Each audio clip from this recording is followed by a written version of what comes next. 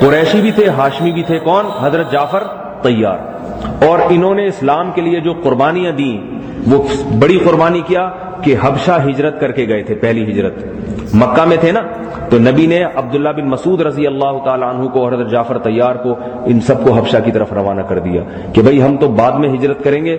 ابھی حالات ایسے ہیں کہ کیونکہ ابھی مدینہ میں بھی ہجرت کرنے کا موقع نہیں تھا، مدینہ میں اسلام پھیلا نہیں تھا، کوئی پناہ دینے والا نہیں تھا وہاں. تو آپ صلی اللہ علیہ وسلم جب مظالم سے تنگ آ گئے اور یہ صحابہ کرام، تو حضرت جعفر طیار جو پرانے لوگوں میں سے تھے، مخلص، تو ان کو آپ علیہ السلام نے حکم دیا کہ نجاشی کا بادشاہ، ان کے بارے میں اطلاع تھی کہ وہ رحم دل ہے، وہ لوگوں کا خیال کرتا ہے. تو آپ علیہ السلام نے فرمایا ادھر ہجرت کرو. حضرت جعفر طیار، عبداللہ بن مسعود اور بہت سارے صحابہ حبشہ ہجرت کر کے. آج آپ نقشے میں دیکھیں حبشہ کہاں ہے، کتنی دور ہے، کتنی دور ہے، ایتھوپیا جسے کہا جاتا ہے. تو وہاں ہجرت کر کے گئے نجاشی کے پاس. پھر ابو سفیان چلا گیا پیچھے، اس وقت وہ کافر تھا. اس نے کہا ہم جاتے ہیں اور نجاشی سے کو بتاتے ہیں کہ یہ لوگ باپ دادا کے دین سے پھر گئے، ان کو ہمارے حوالے کرو، ہم ان کو قتل کریں گے. ابو سفیان جب گیا ہے تو لمبا واقعہ میں اس طرف نہیں جاتا کہ وہ ابو سفیان نے باتیں کی، پھر نجاشی نے کہا، وہ کلام سنا. تو جب نجاشی نے، جو حضرت جعفر طیار تھے متکلم، کتنے بڑے آدمی ہوں گے نا جو اتنے مبارک وفد کو لے کر متکلم بنے ہوئے. تو نجاشی نے کہا کہ میں ابو سفیان سے کہا میں تحقیق کے بعد فیصلہ کروں گا، مجھے یہ بتاؤ جعفر طیار سے کہ تم پر کوئی قرآن جو ہے نا. حضرت جعفر طیار نے حضرت عیسیٰ علیہ الصلوۃ والسلام کے بارے میں فرمایا. نجاشی نے کہا بتاؤ تم عیسیٰ ابن مریم کے بارے میں کیا کہتے ہو. نجاشی تو عیسائی تھا، اس کا خیال تھا کہ اگر یہ عیسیٰ ابن مریم کی توہین کرتے ہیں یہ لوگ، نبوت کا انکار، تو یہ تو بے دین لوگ ہیں. تو حضرت جعفر طیار نے سورہ مریم کی تلاوت شروع کر دی. سورہ مریم میں تو حضرت مریم اور عیسیٰ علیہ السلام کا ایسا خوبصورت نقشہ کھینچا ہے کہ آج وہ نقشہ انجیل میں بھی نہیں ہے. کاف ہا یا عین صاد ذکر رحمت ربک عبدہ زکریا اذ نادى ربہ نداء خفیا. پورا زکریا علیہ السلام کا جو واقعات جو انجیل میں بھی ہیں، لیکن اس کو سورہ مریم تو ویسی بڑی دلچسپ صورت ہے، بڑا مزہ آتا ہے پڑھنے میں اور سننے میں.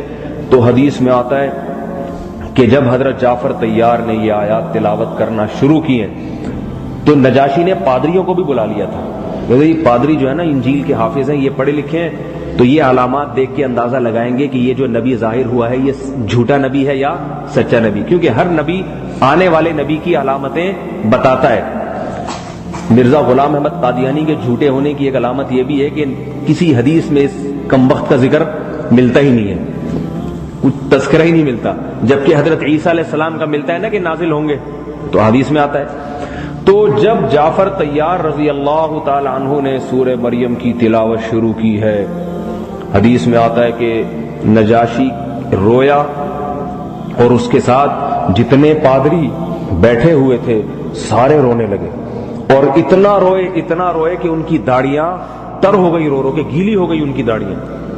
اور نجاشی نے کہا خدا کی قسم یہ کلام اور وہ کلام جو عیسیٰ علیہ السلام پہ نازل ہوا تھا یہ ایک ہی چراغ سے نکلے ہوئے دو کلام ہیں، یہ الگ الگ کلام نہیں ہے. یہ بھی نبوت، یہ بھی اللہ کی طرف سے نازل کردہ کلام.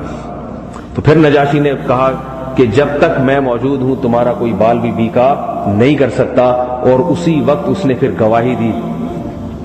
یہ ایسا خوش قسمت پہلا بادشاہ ہے جس نے نبی کو دیکھا نہیں، حکومت میں ہے، اور اسی وقت کلمہ پڑھا اشہد ان لا الہ الا اللہ وحدہ لا شریک لہ واشہد ان محمدا عبدہ ورسولہ، کہ میں گواہی دیتا ہوں اللہ کے سوا کوئی عبادت کے لائق نہیں، اور میں گواہی دیتا ہوں کہ محمد اس کے بندے اور اس کے رسول ہیں.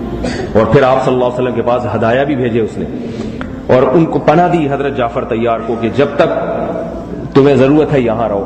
پھر حضرت جعفر طیار کے پاس اطلاع پہنچی کہ رسول اللہ صلی اللہ علیہ وسلم مکہ سے مدینہ ہجرت کر گئے، مدینہ میں پناہ مل گئی ہے. تو انہوں نے نجاشی سے اجازت لی کہ وہی ہمیں پناہ مل گئی ہے، ہم مدینہ جا رہے ہیں، اب مکہ نہیں جائیں گے. تو حضرت جعفر طیار پھر سارے وفد کو لے کے مدینہ پہنچے. حدیث میں آتا ہے کہ جب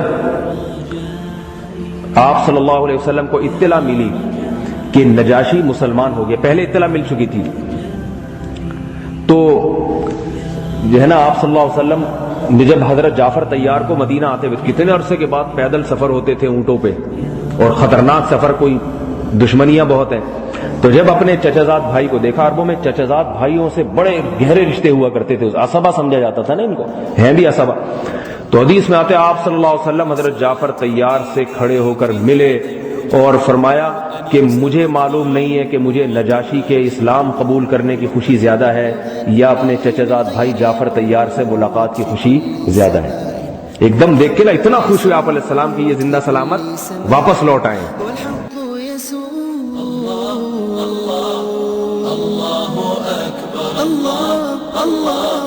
اللہ